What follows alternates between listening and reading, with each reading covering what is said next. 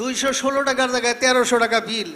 আমার বাড়িতে কোনো টেলিভিশন নাই, ফ্রিজ নাই, 6 পাওয়ারের 3টি বাল্ব চলে, 30 পাওয়ারের একটা বাল্ব, একটা ফ্যান চলে।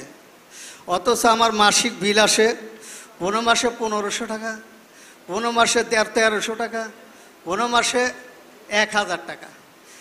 এইভাবে বিল আসে। 2বার অভিযোগ করার পরে বিল কম আসছে। কিন্তু 2 বছর আগে আমি একটা অভিযোগ করেছিলাম 216 টাকা বিল আসছে।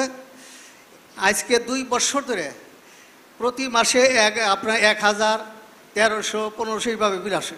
শুধু আমি না, আমার এলাকা, আমি প্রশাসন পক্ষকে আমি অনুরোধ জানাবো তদন্ত নেওয়ার জন্য। আমার এলাকাটা অত্যন্ত গরিব মানুষ, অনেকেই আছে গরিব, তাদের স্বামীও নাই, অথচ তাদের 1600, 1700, 1800 টাকা বিল আসে।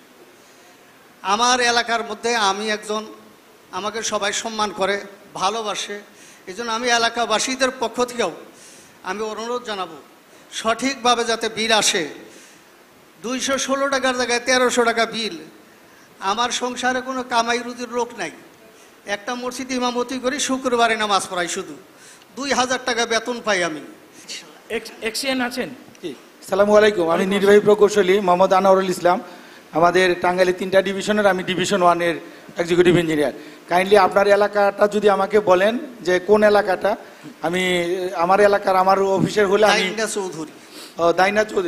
দাইনা চৌধুরী আমাদের যে ডিভিশনের, ওই ডিভিশনের এক্সিকিউটিভ ইঞ্জিনিয়ার, উনি প্রমোশনে চলে গেছে। আমি গত 1 মাস যাবত অতিরিক্ত দায়িত্বে আছি এবং আপনার এলাকায় আমি আমার অফিসার পাঠিয়ে আমি যাবতীয় মিটার আমি চেক করাবো। আচ্ছা, আপনার ডিপার্টমেন্টের মানুষজন একেবারে ফুলের মতো পবিত্র, তাদের সম্পর্কে কোনো অভিযোগ দেওয়া যায় না, কারণ এত অভিযোগ, এগুলোকে অভিযোগ আর বলাই যায় না। 2006-এ আমি আইন মন্ত্রণালয়ের উপসচিব থাকাকালে আমি একটা প্রাইভেট বাড়ি ভাড়া নিতে গেছিলাম সরকারি বাসা পাওয়ার আগে। তো জানতে পারলাম ওখানে 2টো গাড়ি আছে। আমার একটা পুরনো গাড়ি ছিল, তা আমি পুরনো গাড়িটা রাখবার জন্য জায়গা পাচ্ছি না। তো বলছে যে 2টো গাড়ি কেন? বলছে মালিকের 2টোই। তো মালিকের 2টো, মালিক কী করে? মানে লাইন কাটা, ইলেকট্রিসিটির লাইনে কাটে।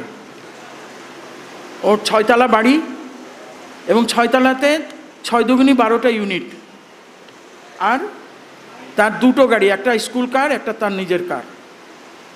এই হচ্ছে, আমি 2006-এর ঘটনা বলছি। আর এখন তো আরও, এখন তো মনে হয় প্রাইভেট জেটও কেনার সামর্থ্য ওদের হয়ে গেছে। সুতরাং ভুতুড়ে বিলের ব্যাপারটা আমি নিজেই ভুক্তভোগী। আপনি ভুতুড়ে বিল বন্ধ করবেন। আপনাকে দেখে আমার মনে হচ্ছে আপনি খুব দায়িত্বশীল মানুষ একজন, আর সরকারের মিড লেভেল সিনিয়র অফিসার। আপনি আপনার প্রজ্ঞাকে কাজে লাগাবেন, ভয় পাবেন না যে তাদের ইউনিয়ন আমার কি খারাপি করবে। তাহলে তো আপনার ইমানই থাকবে না, আর আপনি দায়িত্ব পালনে অযোগ্য প্রমাণিত হবেন। আপনি ওই সমস্ত ভুতুড়ে বিল বন্ধ করেন এবং আপনি প্রয়োজনে নিজে একজন অফিসারকে দিয়ে ইনকোয়ারি করান। তারপরে যদি দেখেন যে হ্যাঁ, ওনার বাড়িতে ওই 6 ওয়াটের 4টা এবং 30 ওয়াটের 2টো আর একটা ফ্যান এরকম চলছে, তাহলে সেটার জন্য ন্যায্য যে বিলটা হওয়া উচিত সেটার অতিরিক্ত যা হচ্ছে টোটালটা আপনি ওই ব্যক্তির কাছ থেকে রিকভার করে তাকে ফেরত দিবেন। জি স্যার, ধন্যবাদ স্যার।